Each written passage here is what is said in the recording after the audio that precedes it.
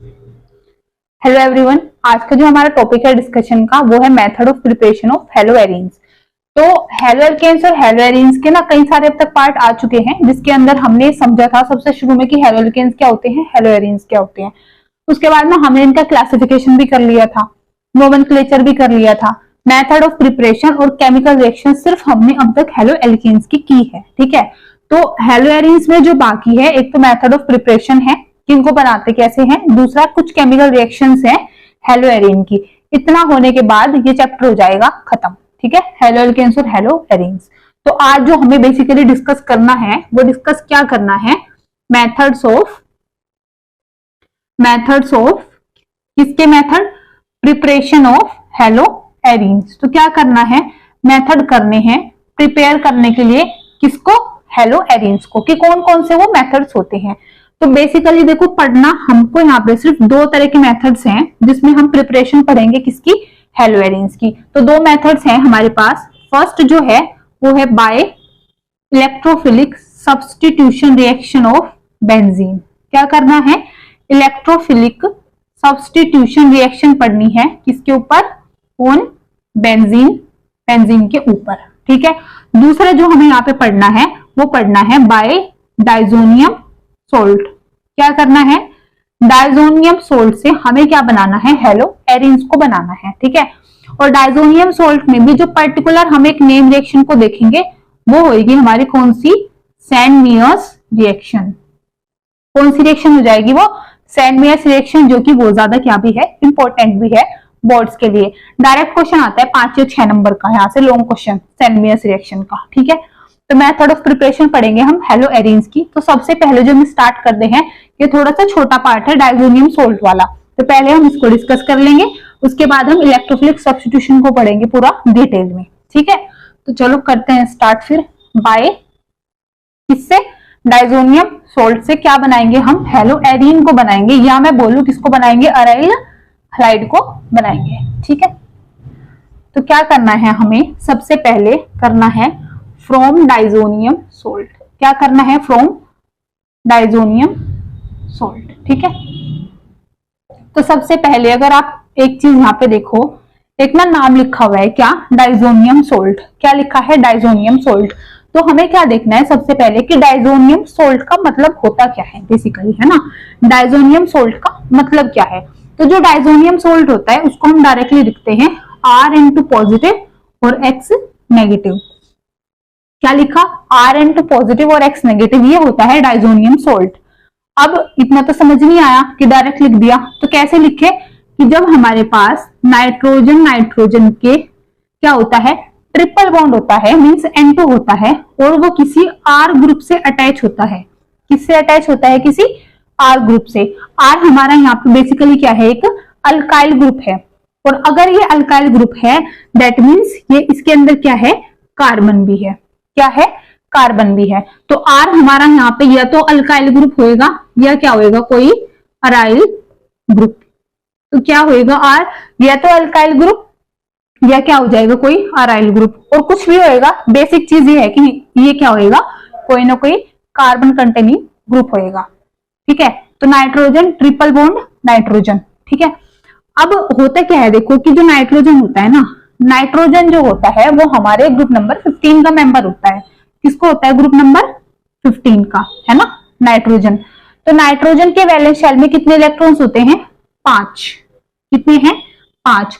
Nitrogen के valence shell में 5 electron है, और इस नाइट्रोजन ने इस वाले के साथ 3 बॉन्ड बना रखे हैं, मींस 3 इलेक्ट्रॉन को यूज कर रखा है। तो कितने इलेक्ट्रॉन्स बचे इसके पास, 2 इलेक्ट्रॉन। तो अगर 2 इलेक्ट्रॉन बचे, एक लोन पेयर बचा, दैट मीन्स उस लोन पेयर ने R के साथ क्या बना रखा है, कोऑर्डिनेट बॉन्ड। क्या बना रखा है, कोऑर्डिनेट बॉन्ड। तो अगर यहाँ पे कोऑर्डिनेट बॉन्ड बन रहा है दैट मीन्स N के ऊपर क्या आएगा, पॉजिटिव चार्ज। क्या जाएगा, पॉजिटिव चार्ज। और क्योंकि सोल्ट है तो सोल्ट में पॉजिटिव भी होगा, नेगेटिव भी, मींस कटायन भी और अनायन भी। तो अगर मैं यहाँ पे एक हैलाइड ग्रुप लगा दूं X नेगेटिव, तो क्या बन गया, RN2 पॉजिटिव X नेगेटिव। यही मैंने लिखा था, RN2 पॉजिटिव और X नेगेटिव। लेकिन अब हमने समझा किसके बारे में, इसकी हल्की सी बॉन्डिंग के बारे में, कि यहाँ पे क्या होएगा, कोऑर्डिनेट बॉन्ड होएगा, जिसके कारण नाइट्रोजन पे क्या आ जाएगा, पॉजिटिव चार्ज, और अगर मैं यहाँ पे हैलाइड ग्रुप लगा दूंगी तो उस पर क्या आ जाएगा, नेगेटिव चार्ज। ठीक है, ये हमने समझा पहले कि होता क्या है एक्चुअली में डाइजोनियम सोल्ट। तो अगर हमने समझ लिया डाइजोनियम सोल्ट को, अब अगर मैं इससे बनाऊं क्या, अराइल हैलाइड या हेलोएरीन, तो कैसे बनेगा, तो हमारे पास है Rn2 पॉजिटिव X नेगेटिव, और ये क्या है, डाइजोनियम सोल्ट। क्या है ये, डाइजोनियम सोल्ट है ना। तो इस डाइजोनियम सोल्ट की अब मेरे को रिएक्शन करानी है किसकी प्रेजेंस में, क्यूप्रस हैलाइड की। क्या होता है क्यूप्रस हैलाइड, Cu2X2, और X भी बेसिकली हम यहाँ पे ले लेते हैं क्लोरीन या ब्रोमीन। रीजन बताऊंगी अभी आगे चल के आयोडीन वगैरह का। ठीक है, तो Rn2 पॉजिटिव X नेगेटिव में हमने CuX2 के साथ रिएक्शन कराई, जिसमें X मैंने स्पेसिफिक किया है कि या तो क्लोरीन होएगा या क्या होएगा, ब्रोमीन। तो यहां से हमें जो प्रोडक्ट मिलेगा वो मिलेगा RxN2 गैस आउट, और एक क्या मिल जाएगा बाकी, और बाय प्रोडक्ट मिल जाएंगे, जिसमें कॉपर हमें किसके साथ मिलेगा, हेलोजन ग्रुप के साथ। ठीक है, तो ये हमारी क्या है, एक जनरल रिएक्शन है जिसमें हम डाइजोनियम सोल्ट से बना रहे हैं अपना अराइल हैलाइड। लेकिन एक चीज का और ध्यान रखना है कि ये जो यहाँ पे R ग्रुप है, ये भी स्पेसिफाई करो कि R ग्रुप आपका अराइल ग्रुप है। क्या है ये, अराइल ग्रुप। ठीक है, तो अब इस रिएक्शन को मैं जनरल के बजाय समझाने के लिए R को स्पेसिफिक कर दूं कि R मेरा यहाँ पे क्या है, ये रिंग है जिसके ऊपर मैंने क्या लगा दिया, N2 पॉजिटिव और X नेगेटिव। ये क्या है, हमारा डाइजोनियम सोल्ट। अब इस डाइजोनियम सोल्ट की रिएक्शन में कराती हूँ Cu2X2 के साथ में। फिर से X हमारा या तो क्लोरीन होगा या तो ब्रोमीन होगा। तो यहाँ पे हमें क्या मिल जाएगा, यहाँ पे हमें जो मिल जाएगा वो मिल जाएगा अपना एराइल हैलाइड, जिसको हम क्या बोलते हैं, हेलोएरीन, प्लस N2 बाहर और बाकी हमारा अदर बाय प्रोडक्ट। ठीक है, तो बेसिकली ये वाला जो हेलोजन ग्रुप होएगा ना, जो क्लोरीन होएगा या ब्रोमीन होएगा, वो अटैक करेगा इस पोजीशन पे आके। ठीक है, तो यहीं पे हमें X में क्या मिलेगा, या तो क्लोरीन या तो ब्रोमीन, मींस क्लोरोबेंजीन या फिर ब्रोमोबेंजीन। ठीक है, और साथ में N2 बाहर और बाकी हमारा क्या मिल जाएगा, अदर बाय प्रोडक्ट मिल जाएगा। तो ये जो हमारी रिएक्शन होती है इसको हम बोलते हैं कि डाइजोनियम सोल्ट से हमने बना दिया किसको, अराइल हैलाइड को। किसको बना दिया, हेलोएरीन को बना दिया। ठीक है, अब बात ये आती है कि ये जो इतना डाइजोनियम सोल्ट है ना, ये कैसे बना। वैसे तो इस चैप्टर का ना ये वाला पार्ट काफी डिटेल में दे रखा है ऑर्गेनिक के ही क्लास 12th में ही, एनसीईआरटी में अमीन्स चैप्टर के अंदर, बट फिर भी हम समझते हैं इस चीज को किससे, फिलहाल सैंड-मेयर्स रिएक्शन से। तो जो हमारी नेम रिएक्शन है ना, सैंड-मेयर्स रिएक्शन, ठीक है, उसको हम पढ़ते हैं अभी यहाँ पे। तो सैंड-मेयर्स रिएक्शन समझते हैं क्या है, इंपॉर्टेंट है बोर्ड्स के लिए तो बहुत ज्यादा है, लॉन्ग क्वेश्चन की फॉर्म में डायरेक्ट क्वेश्चन आता है सैंड-मेयर्स रिएक्शन से। ठीक है, तो क्या होती है सैंड-मेयर्स रिएक्शन। तो सैंड-मेयर्स रिएक्शन क्या होती है कि जब भी हमारे पास प्राइमरी एरोमेटिक अमीन होता है, क्या होता है, प्राइमरी एरोमेटिक अमीन, और उस प्राइमरी एरोमेटिक अमीन की रिएक्शन अगर मैं सोडियम नाइट्राइट के साथ कराती हूँ with hydrogen halide low temperature पे, तो हमें क्या मिल जाता है, डाइजोनियम सोल्ट। फिर उस डाइजोनियम सोल्ट की फर्दर रिएक्शन होती है क्यूप्रस हैलाइड के साथ में, हमें मिल जाता है अपना पर्टिकुलर अराइल हैलाइड, या मैं बोलूं हेलोएरीन। समझ नहीं आया कोई बात नहीं, पहले इस चीज को लिखते हैं। व्हेन प्राइमरी एरोमेटिक अमीन, कि जब प्राइमरी एरोमेटिक अमीन क्या होता है, is treated with sodium nitrite means NaNO2 with HX hydrogen halide at low temperature, we get क्या मिलता है हमें वहां से, डाइजोनियम सोल्ट। क्या मिलता है, डाइजोनियम सोल्ट, विच फर्दर, जो सेकंड स्टेप में हम क्या करते हैं, फर्दर ट्रीटेड विद, उसको ट्रीट करते हैं किसके साथ में, क्यूप्रस हैलाइड के साथ में। Then we get the respective product, respective हमारा वो पर्टिकुलर प्रोडक्ट जो हमें चाहिए था, और जो क्या है हमारा हेलोएरीन। क्या मिल जाता है, हेलोएरीन। तो हमने क्या समझा कि जब हमारे पास प्राइमरी एरोमेटिक अमीन होता है उसको हम ट्रीट करते हैं NaNO2 प्लस HX के साथ में लो टेम्परेचर पे, तो हमें यहां से मिलता है डाइजोनियम सोल्ट। क्या मिलता है? Diazonium salt. उस डाइजोनियम सोल्ट की जब मैं फर्दर रिएक्शन कराती हूँ क्यू प्लस हैलाइड के साथ, तो हमें क्या मिल जाता है? Hello arene. अब तक हमने पढ़ा था कि डाइजोनियम सोल्ट से हेलो एरीन कैसे बनेगा। अब हमने पढ़ा कि प्राइमरी एरोमेटिक अमीन से ये डाइजोनियम सोल्ट कैसे बना, उससे फिर फर्दर हमारा हेलो एरीन कैसे बना। ठीक है, तो ये होती है सैंडमेयर्स रिएक्शन। ये 3 लाइनें जो मैंने लिखी है ये हम लिख सकते हैं थ्योरी के अंदर कि हाँ सैंडमेयर रिएक्शन में ये होता है। ये हमारा इंट्रोडक्शन है। अब होती कैसे है सैंडमेयर रिएक्शन, ये तो हम रिएक्शन को लिख के ही देखेंगे, है ना। तो कैसे होती है देखो, इसके लिए ना मैं क्या करती हूँ, प्राइमरी एरोमेटिक अमीन ले लेती हूँ। तो प्राइमरी एरोमेटिक अमीन जो मेरा है यहाँ पे वो मैंने लिया है एनिलीन। क्या बोलते हैं हम? बेंजीन के ऊपर NH2 मीन्स एनिलीन। पहली बात तो ये कि अमीन्स क्या होते हैं, तो समझते हैं पहले कि अमीन क्या है। मैं बोल रही हूँ ना प्राइमरी एरोमेटिक अमीन। अमीन है क्या? अमीन जब हमारे पास अमोनिया में से हम हाइड्रोजन ग्रुप को हटाते हैं, मीन्स जब हम अमोनिया में से एक हाइड्रोजन को अगर हटाते हैं और उसके बजाय कोई R ग्रुप उससे अटैच कर देते हैं, तो क्या बन जाता है? अमीन बन जाता है। क्या बन जाता है? अमीन। फिर फर्दर अमीन में हम कैटेगराइज करते हैं कि 1 डिग्री है, 2 डिग्री है या फिर 3 डिग्री है। वो मैंने आपको बताया था देखने का तरीका, नंबर ऑफ हाइड्रोजन एटम्स को हम देखेंगे और बता देंगे कि कौन सी डिग्री का वो पर्टिकुलर हमारा अमीन है। तो क्या होता है अमीन कि जब हम अमोनिया में से एक हाइड्रोजन एटम को हटा के उसके बजाय कोई अनदर कोई R ग्रुप को अटैच कर देते हैं, तो वो हमारा क्या बन जाता है? अमीन बन जाता है। क्या बन जाता है? अमीन। अब R ग्रुप मैंने यहाँ पे क्या लिया है? ये रिंग बेंजीन की। तो अगर R ग्रुप बेंजीन की रिंग है, ऊपर NH2 है, तो इसलिए मैंने इसको क्या बोला है? अमीन। और कौन सी है ये? प्राइमरी एरोमेटिक अमीन, जिसका नाम क्या है? एनिलीन। ठीक है, तो इतना हमें क्लियर हुआ कि इसको हमने प्राइमरी एरोमेटिक अमीन क्यों बोला। अब अगर मैं इसकी रिएक्शन कराती हूँ सोडियम नाइट्राइट के साथ विद HX और लो टेम्परेचर पे, लेकिन लो टेम्परेचर कितना? लो टेम्परेचर है 273 से लेकर लगभग 278 केल्विन तक। ठीक है, और ये जो टेम्परेचर होता है ना, ये लो वाला, ये 0 डिग्री से या 5 डिग्री सेल्सियस, अगर सेल्सियस में पढ़ना चाहते हैं तो 0 से 5, केल्विन में 273 से 278 केल्विन पे, जो कि एक लो टेम्परेचर होता है। तो लो टेम्परेचर पे जब हमने एनिलीन की रिएक्शन कराई इसके साथ, तो हमें यहाँ पे मिल जाता है डाइजोनियम सोल्ट। क्या मिल जाता है? डाइजोनियम सोल्ट, या मैं डाइजोनियम हलाइड भी बोल सकती हूँ ना, क्योंकि हलाइड ग्रुप अटैच है ना, या फिर डाइजोनियम सीधा सोल्ट। तो ये जो डाइजोनियम सोल्ट मिला, इसकी रिएक्शन अब मैं फर्दर करा रही हूँ क्यू प्लस हलाइड के साथ, जो हमने पहले भी देखी है ना। और X यहाँ पे या तो क्लोरीन है या तो ब्रोमीन है। तो मेरे को क्या मिल रहा है यहाँ से? मेरे को जो मिल रहा है वो क्या है? अराइल हलाइड, जिसको हम क्या बोलते हैं? Hello arene. तो क्या थी ये? सैंडमेयर्स रिएक्शन। क्या होता है? पहले एनिलीन की रिएक्शन कराते हैं NaNO2 प्लस HX के साथ में, लो टेम्परेचर लेते हैं, डाइजोनियम सोल्ट बनता है, उसको फर्दर रिएक्ट कराते हैं क्यू प्लस हलाइड के साथ, तो हमें क्या मिलता है? Hello arene. क्या मिलता है? Hello arene.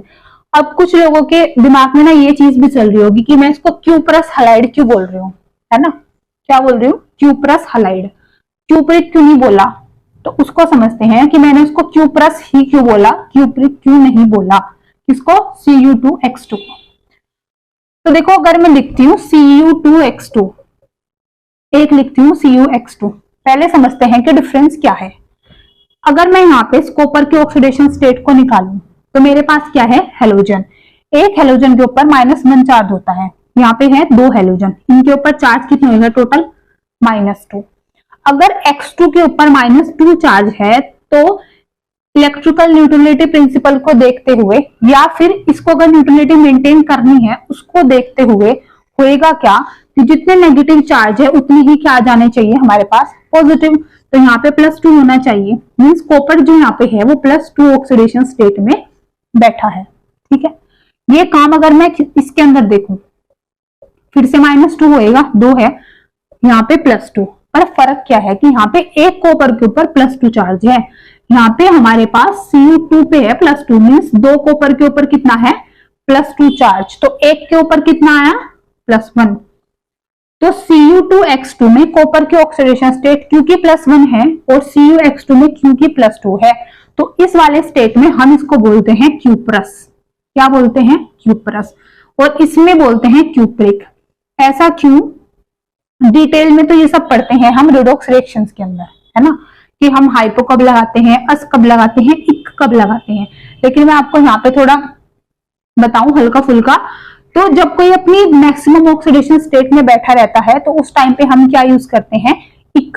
क्या करते हैं, इक। अब कॉपर अपनी मैक्सिमम +2 ऑक्सीडेशन स्टेट में बैठा है तो मैंने लगाया क्यूप्रिक। उससे कम में अगर होगा तो क्या लगाएंगे, अस, जिसको हम बोलते हैं क्यूप्रस। ठीक है, फिर से कह रही हूँ, इसकी जो डिटेलिंग है वो रिडॉक्स रिएक्शन में हम करेंगे, पूरा डिटेल में समझेंगे। फिलहाल के लिए क्यूप्रिक इसलिए नहीं लगाया क्योंकि कॉपर वहां पे +1 में है, जिसके लिए हम क्या यूज करते हैं, क्यूप्रस।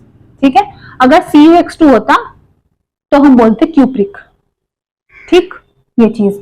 अच्छा, दूसरी बात ये कि अभी जैसे मैंने आपको बोला कि X हमने क्लोरीन लिया या ब्रोमीन लिया, आयोडीन क्यों नहीं लिया? देखो, आयोडीन हम इसलिए नहीं लेते, अगर हम सैंडमियर्स रिएक्शन में, मतलब अगर हम डाइजोनियम सोल्ट की रिएक्शन कराते हैं फर्दर, क्या पाने के लिए, आयोडोबेंजीन के लिए, है ना।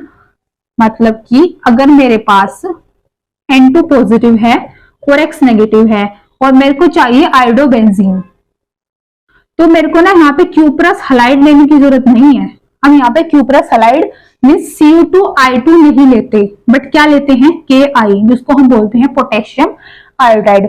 तो होता क्या है कि अगर हमें डाइजोनियम सोल्ट से आयोडोबेंजीन बनाना होता है, सिंपली ये करते हैं कि डाइजोनियम सोल्ट को हम सिंपली शेक करते हैं पोटेशियम आयोडाइड के साथ, ताकि हमें क्या मिल जाए, आयोडोबेंजीन। तो क्यूप्रस हलाइड सिर्फ हम क्लोरीन या ब्रोमीन के केस में यूज करते हैं, आयोडीन के केस में हम यूज नहीं करते। ठीक है, तो ये क्या थी, हमारी रिएक्शन थी जिसमें हमने डाइजोनियम सोल्ट से क्या बनाया, अपना एराइल हैलाइड या हेलो एरीन बनाया। फिर कह रही हूँ कि डाइजोनियम सोल्ट का ना पूरा डिटेल अमीन्स वाले चैप्टर में है, तो वो चीज, ये चीज ना वहां पे फिर से रिपीट होएगी, तो वहां पे देखेंगे कितने पॉसिबल हम बना सकते हैं डाइजोनियम सोल्ट से। ठीक है, इस वाले चैप्टर में सिर्फ इतना ही देखना था कि डाइजोनियम सोल्ट से हेलो एरीन को हम कैसे बनाते हैं। ठीक है, तो ये फर्स्ट वाली जो मेथड ऑफ प्रिपरेशन है, इसको तो हमने समझ लिया, फ्रॉम द डाइजोनियम सोल्ट। लेकिन अब जो दूसरे वाला है, दूसरा मतलब इलेक्ट्रोफिलिक सब्स्टिट्यूशन रिएक्शन, दूसरा कौन सा है हमारा, bye electrophilic substitution reaction.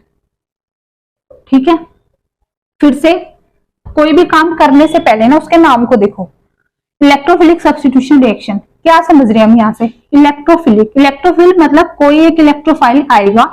Substitution reaction में क्या होता है, एक कोई दूसरे को सब्स्टिट्यूट करता है, तो यहाँ पे कोई इलेक्ट्रोफाइल आएगा, एक इलेक्ट्रोफाइल जब किसी दूसरे को सब्स्टिट्यूट करेगा, ठीक है, अपनी पोजीशन पे, उसको हम क्या बोलेंगे, इलेक्ट्रोफिलिक सब्स्टिट्यूशन रिएक्शन। क्या बोलेंगे, इलेक्ट्रोफिलिक सब्स्टिट्यूशन रिएक्शन। ऐसे ही अगर न्यूक्लियोफिलिक सब्स्टिट्यूशन रिएक्शन होता तो एक न्यूक्लियोफाइल किसी दूसरे को क्या करता, सब्स्टिट्यूट करता। ठीक है, जैसे कौन करेगा यहाँ पे, इलेक्ट्रोफाइल। इसको समझने के लिए अब करना क्या है कि हम इलेक्ट्रोफिलिक सब्स्टिट्यूशन रिएक्शन कराते हैं बेंजीन की। हमारे पास है बेंजीन, बेंजीन की मैंने रिएक्शन कराई X2 के साथ में। ठीक है, लेकिन एक चीज का ध्यान रखना है कि ये रिएक्शन होगी डार्क में और एसिड कैटलिस्ट के साथ होगी। क्या बोला मैंने कि जब हम बेंजीन की X2 के साथ रिएक्शन कराएगी, एक तो हम डार्क लेंगे, सनलाइट नहीं लेंगे, सनलाइट की प्रेजेंस में नहीं कराएंगे। दूसरा हम यहाँ पे जो कैटलिस्ट लेंगे वो क्या लेंगे, लुईस एसिड कैटलिस्ट। ठीक है, पहला तो ये समझते हैं कि हमने यहाँ पे डार्क क्यों लिया। अगर मैं X2 को सनलाइट की प्रेजेंस में करा देती रिएक्ट, तो क्या हो जाता, तो हो जाता ये, हमने method of preparation of haloalkanes में एक चीज समझी थी कि जब भी हमारे पास डाई हेलोजन होते हैं तो उनको हम सनलाइट की प्रेजेंस में रखते हैं, तो वो क्या कर लेते हैं, होमोलिटिक फिजन। क्या कर लेते हैं वो, होमोलिटिक फिजन, जिसके कारण किसकी फॉर्मेशन हो जाती है, फ्री रेडिकल की। किसकी, फ्री रेडिकल की। हमें रिएक्शन करानी है इलेक्ट्रोफिलिक सब्स्टिट्यूशन रिएक्शन, मींस एक इलेक्ट्रोफाइल क्या करेगा, दूसरे को रिप्लेस। तो यहाँ पे इलेक्ट्रोफाइल और न्यूक्लियोफाइल की बात हो रही है, चार्ज वालों की बात हो रही है। ये क्या है, फ्री रेडिकल। इसका मतलब ये है कि हमें फ्री रेडिकल तो नहीं चाहिए। अगर फ्री रेडिकल नहीं चाहिए तो हम सनलाइट के प्रेजेंस में रिएक्शन को नहीं करा सकते। अगर सनलाइट लेंगे तो फ्री रेडिकल बनेंगे और जिनकी हमें जरूरत नहीं है। तो पहली चीज क्लियर हुई कि हमने डार्क क्यों लिया। ठीक है, डार्क हमने इसलिए लिया ताकि ये होमोलिटिक फ्यूजन करके हमें फ्री रेडिकल की फॉर्मेशन ना कर दे। ठीक है, पहली चीज तो ये। अच्छा, दूसरी बात ये कि ये भी देखेंगे कि हमने एसिड कैटलिस्ट को क्यों लिया है ना। अच्छा, एक चीज और कि लुईस एसिड्स क्या होते हैं। देखो, एसिड्स की ना अलग अलग डेफिनेशन है ना। ब्रोंस्टेड ने अलग दी थी, अरेनियस ने अपनी दी थी, लुईस ने अपनी दी थी। तो लुईस एसिड बेसिकली वो होते हैं जो एक्सेप्ट करते हैं लोन पेयर को, जिनकी टेंडेंसी होती है लोन पेयर को एक्सेप्ट करने की, उनको हम क्या बोलते हैं, लुईस एसिड। तो लोन पेयर को क्या करते हैं ये एक्सेप्ट, या मैं बोलूं इलेक्ट्रॉन की डेंसिटी को क्या कर रहे हैं ये लोग, एक्सेप्ट कर रहे हैं। इतना हमने समझा फिलहाल लुईस एसिड का। अब देखो, अगर ये बेंजीन है, ठीक है, बेंजीन के सामने कौन है, X2 है कौन है, सॉरी X2। तो बेंजीन में हमारे पास ऐसे होता है ना अल्टरनेट पोजीशंस पे डबल बॉन्ड, और यहाँ पे हमें पता है कि कार्बन्स होते हैं, है ना, क्योंकि हमारा मोलिकुलर फॉर्मूला होता है C6H6। 6 लगे हुए हैं हमारे हाइड्रोजन, तो C6H6 ये क्या है, हमारा बेंजीन है, ठीक है। अब हो क्या रहा है कि हमारे पास है X2, कौन है, हमारे पास X2 है। तो अगर हमारे पास X2 है, इसका मतलब क्या है कि ये वाला बॉन्ड है कार्बन का और हाइड्रोजन का। तो अगर यहां से कोई X पॉजिटिव आएगा, कौन आएगा, अगर कोई X पॉजिटिव आएगा जो कि इलेक्ट्रोफाइल है, तो इलेक्ट्रोफाइल अटैक कहां पे करता है, न्यूक्लियोफिलिक पोजीशन पे, जहां पे होएगा नेगेटिव चार्ज, इलेक्ट्रॉन की डेंसिटी। तो ये है इलेक्ट्रोफाइल, है ना। अब ये कहां पे अटैक करेगा, जहां पे होगा न्यूक्लियोफाइल। तो अगर मैं इस कार्बन और हाइड्रोजन में देखूं तो ये इलेक्ट्रोफाइल इस वाले H पॉजिटिव को, जो कि बिहेव करेगा एज ए इलेक्ट्रोफाइल, बाहर निकाल देगा। अगर इसको बाहर निकाल देगा तो यहाँ पे क्या बनेगा, नेगेटिव चार्ज, मीन्स इलेक्ट्रॉन की डेंसिटी हमें ज्यादा दिखाई देगी। तो X पॉजिटिव आके क्या कर लेगा, इसके ऊपर अटैक कर लेगा और क्या बना देगा, सिंपली हमारा एराइल हैलाइड। तो क्या बना देगा ये, एराइल हैलाइड, ठीक है। ये क्या होता है, हमारा हेलो एरीन। तो इतनी चीज समझ में आई कि रिएक्शन को अगर हम हल्का फुल्का देखें, कि जब हमने इसकी रिएक्शन X2 के साथ में कराई, तो क्योंकि हमने क्या लिया था, सनलाइट तो नहीं ली थी, रेडिकल तो नहीं बनी, रिएक्शन हम करा रहे हैं AlCl3 या FeCl3 के साथ, जिनका काम क्या होता है, ये है लुईस एसिड कैटलिस्ट, इलेक्ट्रॉन को अपनी तरफ अट्रैक्ट करना। अगर ये इलेक्ट्रॉन को अपनी तरफ अट्रैक्ट करेंगे, मींस X वाले नेगेटिव को तो ये ले लेंगे, तो हमारे पास क्या बचेगा, X पॉजिटिव। और वो X पॉजिटिव इस H प्लस को यहाँ से क्या करेगा, सब्स्टिट्यूट कर लेगा और X को यहाँ पे लगा के क्या बना लेगा, hello arene, means aryl halide. ये हाइड्रोजन क्या करेगा, बाहर निकल जाएगा दूसरे किसके साथ में, हेलोजन ग्रुप के साथ में। तो इतनी चीज आई समझ में, कैसे बनाई हेलो एरीन, ठीक है। अब अगर इस चीज को हम ऐसे समझे, मतलब मैं ना यहाँ पे हेलोजन को फिक्स बता दूं आपको करके कि कौन है हेलोजन।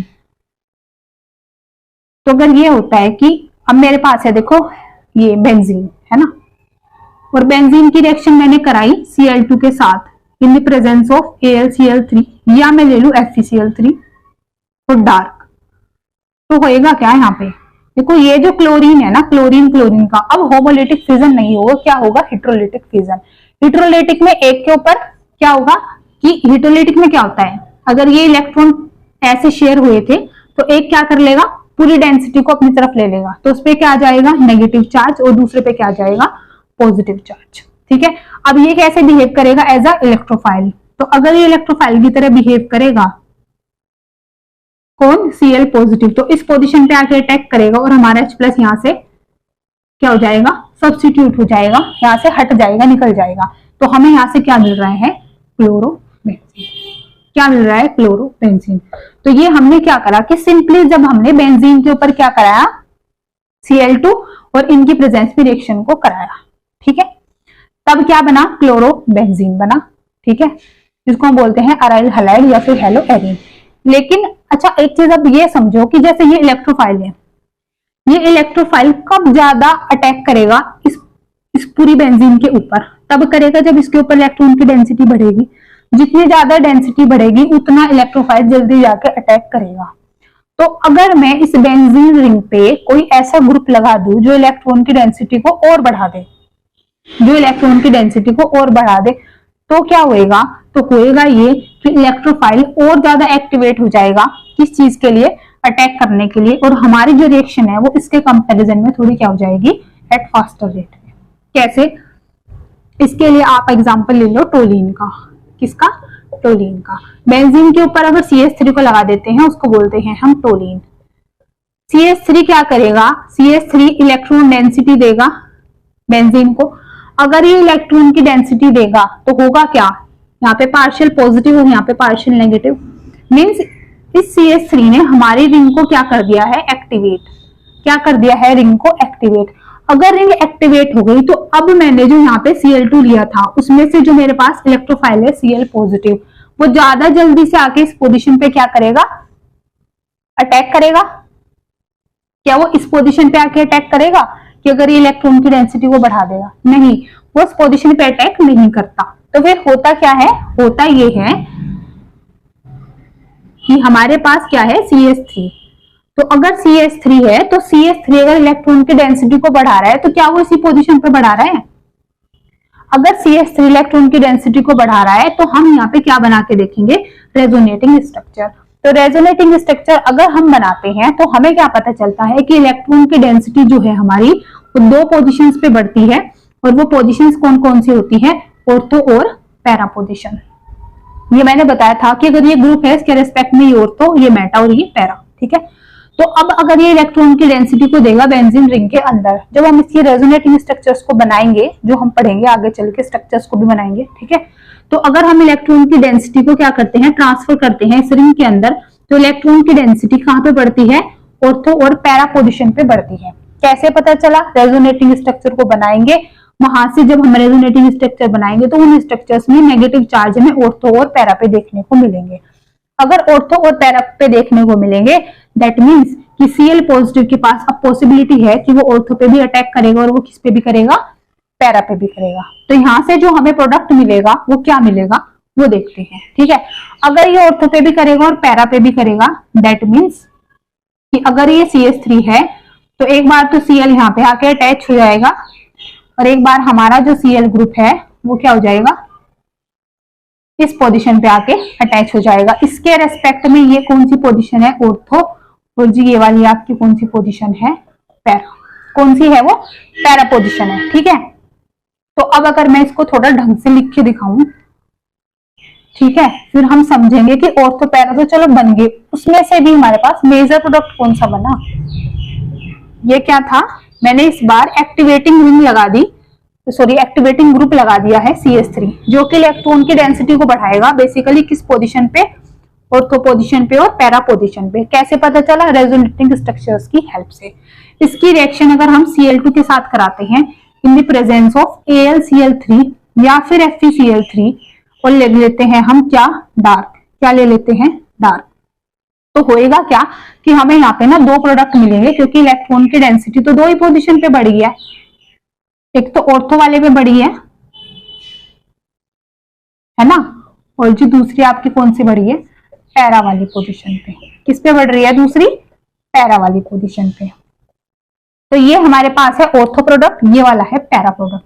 अब आप एक चीज देखो कि ऑर्थो और पैरा में से तो एक ही बना होगा ना मेजर प्रोडक्ट, कौन सा बना होगा, ऑर्थो या पैरा। तो मेजर प्रोडक्ट बनेगा पैरा। क्या बनेगा, पैरा। और ये क्या बनेगा, माइनर प्रोडक्ट। ठीक है, कौन बनेगा मेजर, पैरा वाला, ऑर्थो वाला क्या बनेगा, माइनर। क्यों बना उसको अब हम समझते हैं रीजन।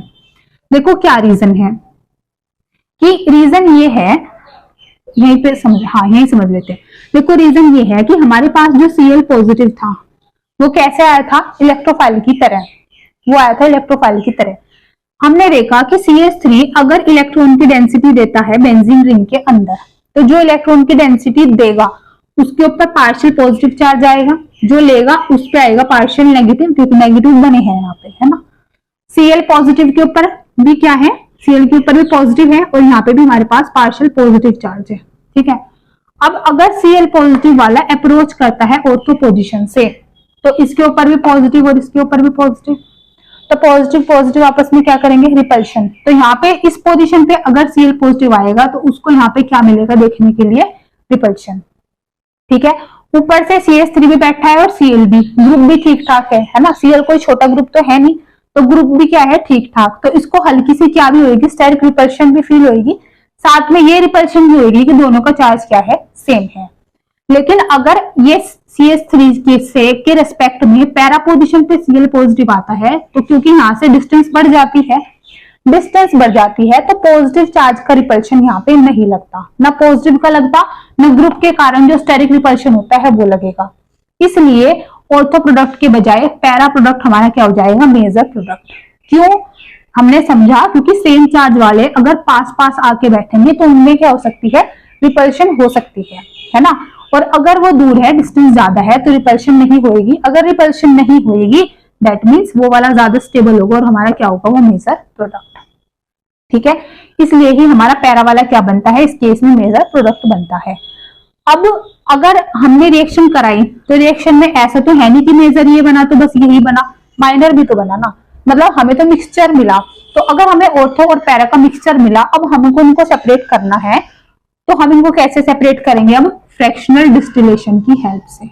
कैसे करेंगे, फ्रैक्शनल डिस्टिलेशन की हेल्प से, क्योंकि इनका जो मेल्टिंग और बॉइलिंग पॉइंट होएगा उसमें क्या होएगा, डिफरेंस होएगा, है ना, क्या हो जाएगा, उसमें डिफरेंस हो जाएगा। तो फ्रैक्शनल डिस्टिलेशन से हम ऑर्थो को अलग कर लेंगे और पैरा वाला जो हमारा मेजर प्रोडक्ट है उसको हम क्या कर लेंगे, अलग कर लेंगे। ठीक है, तो ये हमने क्या समझा इलेक्ट्रोफिलिक सब्स्टिट्यूशन रिएक्शन में कि जब टोलिन की हमने रिएक्शन कराई तो उससे हमें एक ऑर्थो प्रोडक्ट मिला और एक हमें क्या मिला है, अपना पैरा, जिसमें से पैरा हमारा क्या है, मेजर, ऑर्थो हमारा क्या है, माइनर प्रोडक्ट। ठीक है, अब एक चीज ये समझो कि यहाँ पे या तो मैं Cl2 लूंगी या मैं Br2 लूंगी, फिर से हम I2 को नहीं लेते। ठीक है, और अगर I2 को लेते हैं तो एक कंडीशन है, वो कंडीशन क्या है कि अगर हम I2 को लेंगे तो कंडीशन ये है कि I2 के साथ में ना हम क्या करेंगे, कोई ऑक्सीडाइजिंग एजेंट भी लेंगे। अब उस रिएक्शन को समझते हैं कि कैसे। ठीक है, अब उसको समझेंगे हम कि कैसे लेंगे। तो अगर हमें क्या करना है कि हमें बनाना था, सपोज करो यहां से आयोडोबेंजीन, क्या बनाना था, आयोडोबेंजीन। तो अगर हम आयोडोबेंजीन को बनाते हैं तो जब हम I2 लेते हैं ना, तो I2 के साथ हम क्या लेते हैं, कोई ऑक्सीडाइजिंग एजेंट भी लेते हैं। क्योंकि अगर मैं रिएक्शन कराती हूँ, ये है मेरे पास क्या, बेंजीन, अगर मैं बेंजीन की रिएक्शन कराती हूँ I2 के साथ में, तो ये वाली रिएक्शन होती है हमारी क्या, रिवर्सिबल रिएक्शन। क्या होती है, रिवर्सिबल रिएक्शन। यहाँ पे हमें मिल जाता है आयोडोबेंजीन प्लस का साथ में क्या निकल जाता है, HI। ठीक है, क्या निकल जाता है, HI। अब जितनी जल्दी ये रिएक्शन मतलब रिएक्टेंट से प्रोडक्ट की साइड जाएगी, उतना ही प्रोडक्ट से फिर रिएक्टेंट की साइड आएगी, क्योंकि रिएक्शन कौन सी है, रिवर्सिबल है। तो अगर ये रिवर्सिबल रिएक्शन है और मैं चाहती हूँ कि मेरे को आयोडोबेंजीन मिले, तो करना क्या पड़ेगा, हमें यहाँ पे ऑक्सीडाइजिंग एजेंट का यूज करना पड़ेगा। क्योंकि ऑक्सीडाइजिंग एजेंट कौन होते हैं, ऑक्सीडाइजिंग एजेंट वो होते हैं जो दूसरों को तो ऑक्सीडाइज करते हैं और खुद को क्या कर देते हैं, रिड्यूस। कैसे समझा, ऑक्सीडाइजिंग एजेंट हम क्या समझते हैं, एजेंट वो होते हैं जिनसे हम काम कराते हैं, है ना, जो हमारा काम करते हैं। तो अगर कोई ऑक्सीडाइजिंग एजेंट है, उनका काम क्या है, ऑक्सीडाइज करना। तो अगर ऑक्सीडाइज करना है, किसको करेंगे, औरों को ही तो करेंगे ना, क्योंकि वो एजेंट है। तो ये क्या करेगा, HI को ना ऑक्सीडाइज कर देगा। अगर HI को ऑक्सीडाइज कर देगा तो HI तो रिएक्शन में नहीं बचेगा, तो ये वाली रिएक्शन ना बैक डायरेक्शन में नहीं आएगी। अगर ये बैक डायरेक्शन में नहीं आएगी तो हमें यहाँ से आराम से क्या मिल जाएगा, आयोडोबेंजीन। तो क्या समझा कि अगर हमें आयोडोबेंजीन बनाना है तो I2 के साथ हमें यहाँ पे कोई ना कोई ऑक्सीडाइजिंग एजेंट लेना पड़ेगा, जैसे कि HNO3। ये क्या है, हमारा ऑक्सीडाइजिंग एजेंट है। ठीक है, तो ऑक्सीडाइजिंग एजेंट क्या करेगा, HI को ऑक्सीडाइज कर देगा ताकि ये रिएक्शन में बचे ही ना और फर्दर हमारी बैक रिएक्शन ना चले। ठीक है, तो ऐसे हम क्या बनाते हैं, आयोडोबेंजीन को। फ्लोरीन के साथ हम रिएक्शन नहीं करते, क्योंकि हमें पता है फ्लोरीन की रिएक्टिविटी क्या होती है, बहुत ज्यादा हाई। तो इसकी रिएक्टिविटी होती है हाई, एक्सप्लोसिव भी हो सकता है, तो इसलिए हम फ्लोरीन के साथ ये रिएक्शन को नहीं कराते। ठीक है, तो यहाँ पे हमने समझा इलेक्ट्रोफिलिक सब्स्टिट्यूशन रिएक्शन को। अब एक चीज और कि जैसे मैंने बेंजीन पे CH3 लिया है ना, ऐसे ही मैं बेंजीन पे और भी कोई ग्रुप ले सकती हूँ, बट ग्रुप वो लेंगे जो इलेक्ट्रॉन की डेंसिटी को बढ़ाएगा, जैसे कि NH2। ये क्या शो करके प्लस R इफेक्ट इलेक्ट्रॉन की डेंसिटी को बढ़ा देगा, रिएक्शन और जल्दी होगी CH3 के कंपैरिजन में। ठीक है, बट अगर सपोज करो मैं यहाँ पे NO2 ग्रुप लगा दूं, तो NO2 का काम है इलेक्ट्रॉन को लेना, ये -R इफेक्ट दिखा के रिंग को डीएक्टिवेट कर देगा। तो रिएक्शन का जो रेट हो जाएगा वो क्या हो जाएगा, स्लो मतलब यहाँ पे रिएक्शन हो ही नहीं पाएगी, क्योंकि सारे इलेक्ट्रॉन्स तो अपनी तरफ ले लेगा, तो कहाँ इलेक्ट्रॉन की डेंसिटी बचेगी? जब इलेक्ट्रॉन की डेंसिटी नहीं बचेगी तो इलेक्ट्रोफाइल कैसे आगे यहाँ पे अटैक करेगा? तो ये चीज समझनी है कि जरूरी नहीं है कि हमेशा CH3 ही लेंगे। CH3 के बजाय अगर NH2 या बाकी ग्रुप लेते हैं जो इलेक्ट्रॉन की डेंसिटी को बढ़ा सकता है, उस केस में तो रिएक्शन चल जाएगी। बट अगर कोई डीएक्टिवेटिंग ग्रुप ले लेंगे जो इलेक्ट्रॉन्स को अपनी तरफ खींचेगा, फिर ये रिएक्शन हमारी पॉसिबल नहीं होगी। ठीक है, तो ये हमने क्या पढ़ा? Electrophilic substitution reaction means method of preparation पढ़े डाइजोनियम सोल्ट की हेल्प से सैलमिया रिएक्शन की, और इलेक्ट्रोफिलिक सब्स्टिट्यूशन रिएक्शन देखा बेंजीन में, टोलिन में। ठीक है, और ये फिर हमने क्या देखा? इनका कंपैरिजन। अच्छा, इस वाली वीडियो में हम इतना ही करते हैं। इसके बाद जो नेक्स्ट पार्ट आएगा उसमें हम केमिकल रिएक्शंस पढ़ लेंगे हेलो एरीन्स की, और पॉसिबिलिटी है कि शायद नेक्स्ट वाले में पूरा चैप्टर खत्म हो जाए, नहीं होएगा तो उससे नेक्स्ट वाले में तो पक्का हो जाएगा। ठीक है, तो अगर आपको ये वाली वीडियो यूजफुल लगती है तो आप इसको लाइक कर देना, चैनल को सब्सक्राइब कर देना, वीडियो को फर्दर शेयर भी कर देना। Thank you so much.